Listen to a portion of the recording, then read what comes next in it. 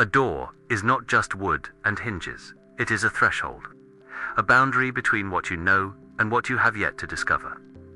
Every door you have ever opened in your life has been both an entrance and an exit, a welcoming and a leaving behind. And the door you choose when no one is watching reveals more about you than 1,000 words ever could. Today, we invite you to stand at the threshold, not to analyze, not to calculate, but to simply notice which door calls to you from the silence. Before you are 4 doors, each one leads somewhere. But where they lead is less important than why you choose them. Do not think about what lies beyond. Do not search for clues in their design. Do not choose the one that seems safest or most logical. Instead, breathe. Settle into your center. And ask yourself, which door feels like recognition? Which one whispers your name before you even reach for the handle? Alan Watts once said that we spend our lives knocking on doors from the outside, never realizing we were already inside all along. So choose the door that chooses you. The door is open. Now let us see what it reveals about the self you carry through every threshold. If you chose the weathered wooden door, you are drawn to what has already been lived. You see beauty not in perfection, but in the marks time leaves behind. The scratches, the worn handle, the way the wood has aged into something stronger than it was when it was new. You understand that nothing valuable comes without a history. You are the person others come to when they need to remember. Not facts or dates, but the feeling of things, the texture of the past. You hold stories the way old houses hold warmth. Without announcement, you value depth over novelty. You would rather deepen an existing relationship than start a dozen new ones. You would rather master one craft than sample many. You know that real wisdom is not found in constant seeking, but in staying long enough with one thing to see beneath its surface. People feel your steadiness, your refusal to be swept away by every new trend, your commitment to what has proven itself through time.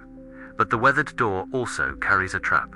Because you can become so attached to what was that you forget to see what is. You hold on to relationships that have outgrown their purpose. You return to old patterns because they feel familiar, even when they no longer serve you. You tell yourself you are being loyal, honoring the past, respecting tradition. But Alan Watts would ask you this: are you honoring the past, or are you hiding in it? Because the past is only beautiful when it informs the present, not when it imprisons it. Every door you refuse to close keeps you standing in a hallway that leads nowhere. You fear that letting go means forgetting, that moving forward means betraying what came before. And so you stand at the threshold of your own life, hand on a door that opened years ago, unwilling to see that staying is its own kind of leaving. Watt spoke of the way a river carries memory. Every stone it touches changes it. Every bend it turns shapes it. But the river does not carry the stones with it. It moves on, changed but not burdened, holding the shape of the journey without clinging to any single moment. This is your teaching. You can honor the past without living in it. You can carry the lessons without carrying the weight. The door you once opened does not need to remain open forever for it to have mattered. What made you who you are will always be part of you. But who you are becoming requires space. And sometimes that space can only be created by finally, gently, closing a door you have kept open far too long. This is not betrayal. This is love. Love for what was, and love for what wants to be born through you now. The weathered door taught you reverence. Now it is teaching you release. If you chose the weathered wooden door, you are the bridge between what was and what is. You do not need to forget the past to step into the future. You only need to stop requiring the future to look like the past. Your true self is not the keeper of what was. It is the awareness that can witness both memory and possibility without clinging to either. And when you finally allow yourself to close the doors that have served their purpose, you will discover that you were never trapped by the past.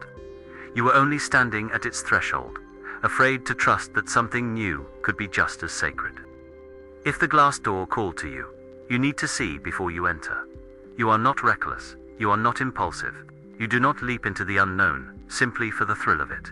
You observe, you assess, you look through the transparency to understand what awaits on the other side. This is not fear. This is wisdom. You have learned that not every door should be opened, that some thresholds are meant to be witnessed, not crossed, that seeing clearly is its own form of courage. You value honesty, clarity, the absence of illusion. You cannot thrive in relationships built on pretense. You cannot flourish in environments that require you to ignore what you see. Transparency is not optional for you, it is oxygen. People respect your discernment, your ability to name what others choose to overlook, your refusal to pretend that closed doors are walls, or that walls are open paths. You are awake in a world that prefers to dream. And that wakefulness, while sometimes lonely, is your greatest gift. But the glass door has a shadow, because when you can see everything, you can also see every possible danger, every potential failure, every way things could go wrong. And paralysis disguises itself as caution. You stand at thresholds far longer than necessary. You watch others walk through doors you are still analyzing. You convince yourself you are being wise, but what you are really doing is protecting yourself from the vulnerability of not knowing. Because here is what the glass door does not show you. It does not show you who you will become on the other side. It does not reveal the strength you will discover in the stumbling. It does not display the magic that only appears when you stop trying to see it coming. You fear making the wrong choice, so you make no choice at all. And time passes. And doors close. And you remain in the hallway, still looking, still analyzing, still waiting for a certainty that will never arrive. Watts once said that trying to define yourself is like trying to bite your own teeth. The glass door tempts you to believe that if you can just see clearly enough, you will know exactly what to do. But life does not work that way. Some doors can only be understood from the other side. You cannot think your way into transformation. You cannot analyze your way into aliveness. At some point, seeing must give way to stepping. Understanding must yield to experience. This does not mean you abandon your clarity. It means you stop demanding that clarity answer every question before you move. It means you learn to walk through doors even when you cannot see the entire room. Trust this. The same awareness that helps you see through the glass is the awareness that will guide you once you step through. You will not lose your discernment when you embrace uncertainty. You will only become more fully yourself. If you chose the glass door, you are learning that seeing is not the same as living.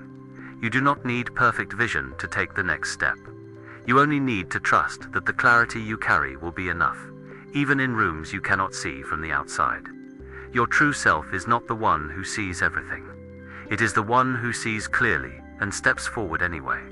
And when you finally stop demanding that life be transparent before you engage with it, you will discover that the most beautiful rooms were always the ones you had to enter to understand. If the golden door called to you, you believe in magnificence, not superficial luxury, but the deep, unshakable knowing that life is meant to be extraordinary.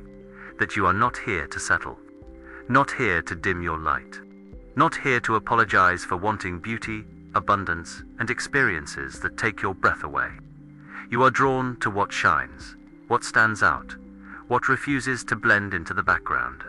And this is not vanity, it is recognition. You see the golden door, and you know without words that it was built for someone who believes they deserve to walk through it. You inspire others by refusing to make yourself small, by dressing boldly, by speaking your truth, by creating art, businesses, lives that shimmer with the audacity of someone who chose themselves over conformity. You understand that the world does not reward those who hide. It rewards those who dare to be seen. And you have been daring since the beginning. But the golden door carries a question. Are you walking through it, or are you standing in front of it, waiting to be seen? Because there is a difference between living magnificently and performing magnificence. Between being extraordinary and needing others to witness your extraordinariness, you have learned to curate, to present, to shine on the outside even when the inside feels dim.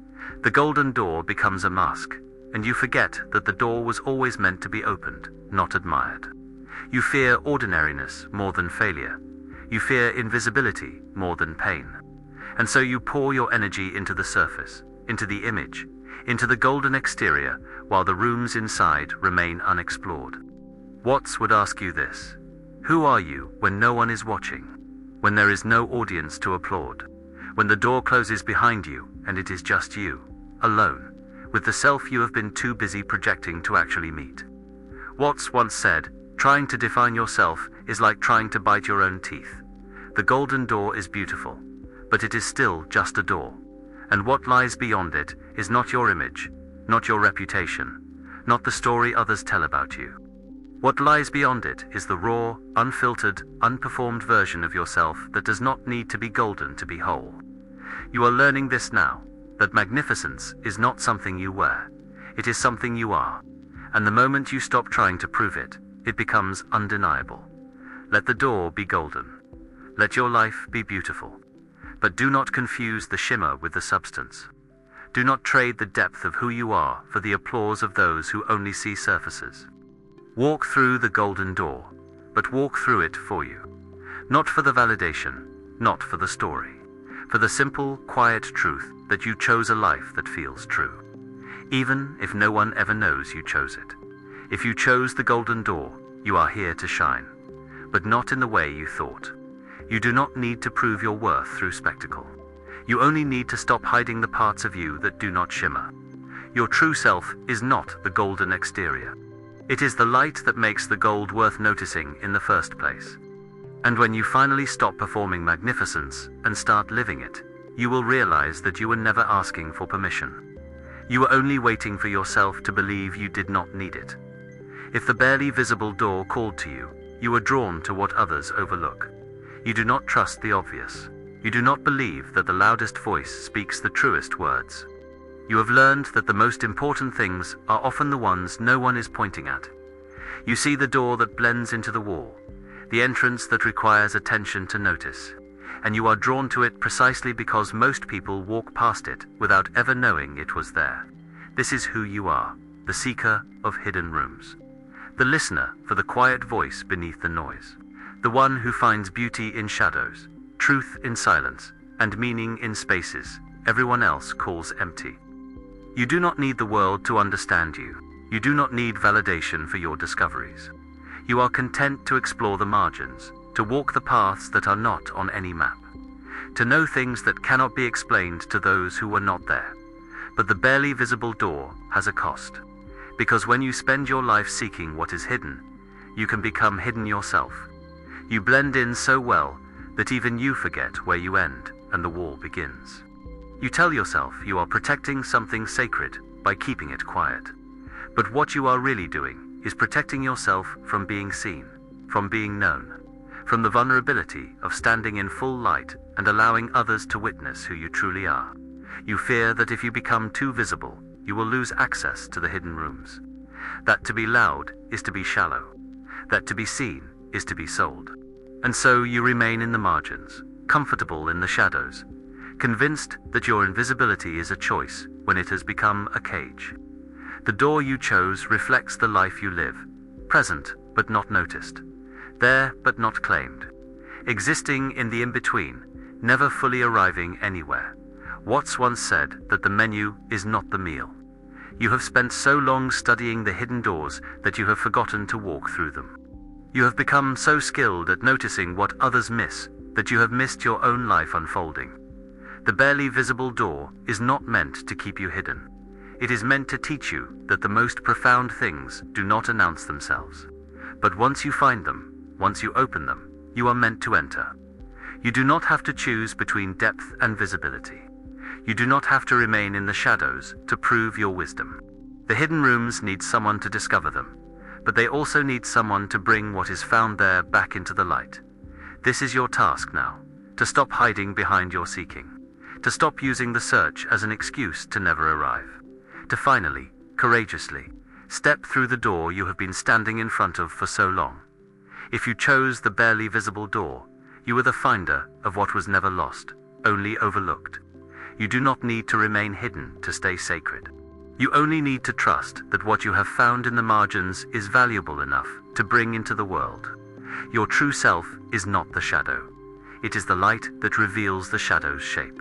And when you finally step through the door, instead of just noticing it, you will discover that you were never meant to disappear. You were meant to show others that the most beautiful rooms are the ones no one thought to look for. Doors are not passive objects.